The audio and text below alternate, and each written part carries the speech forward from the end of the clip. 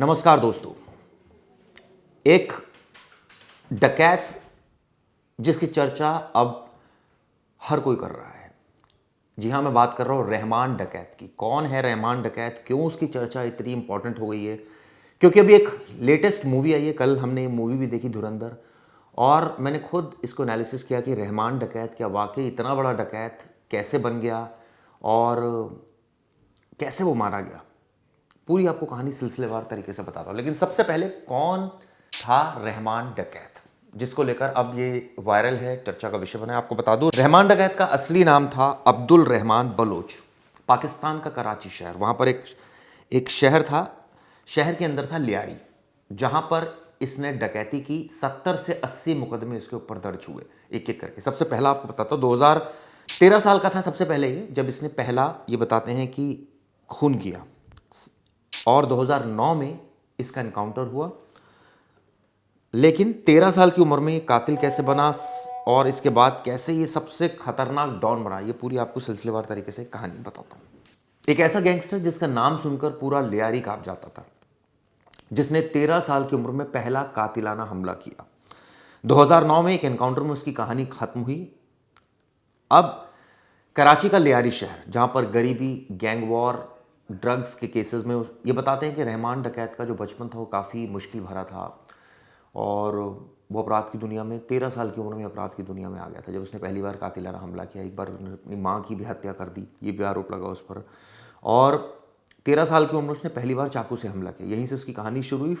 फिर लियारी के वो बड़े बड़े गैंग्स का हिस्सा बन गया। आप सोचिए, ड्रग तस्करी से लेकर स्मगलिंग, वसूली, अवैध हथियार, इन तमाम चीज़ों में उसकी इन्वॉल्वमेंट शुरू हो गई और मजबूत पकड़ होती चली। एक रिपोर्ट के मुताबिक उसके खिलाफ 70 से 80 मुकदमे दर्ज थे, आप सोचिए उस वक्त। और कई मीडिया रिपोर्ट में ये भी कहा गया कि उसने अपनी माँ की भी हत्या की। हालांकि इसको लेकर अलग अलग वर्जन भी मौजूद हैं।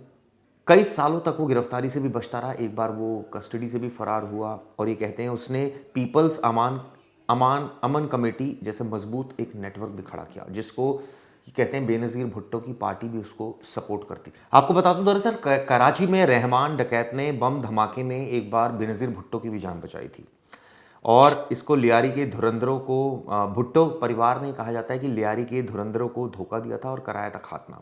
रहमान डकैत ने लियारी और आसपास अपना एक साम्राज्य स्थापित किया था।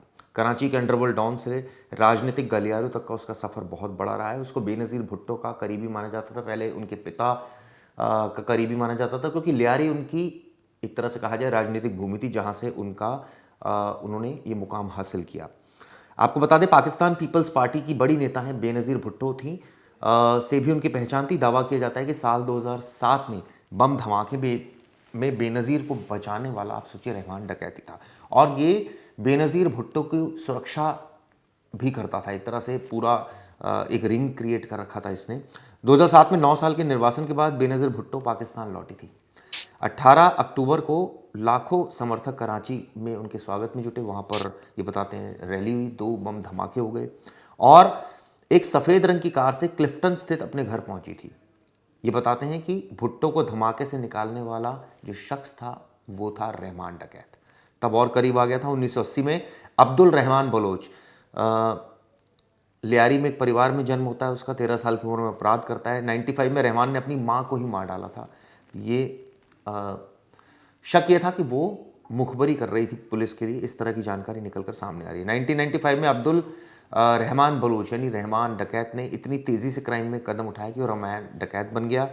और ये बताते हैं उसका जो राइज हुआ वो पाकिस्तान पीपल्स पार्टी, जो कि बेनज़ीर भुट्टो की थी, उसको काफ़ी सपोर्ट मिला, उसको राजनीतिक संरक्षण मिलता रहा। खासतौर पर 1967 में आप सोचिए, जब जुल्फ़िकार भुट्टो थे, तब पीपीपी की स्थापना की, तो लियारी में उनका जादू खूब चला।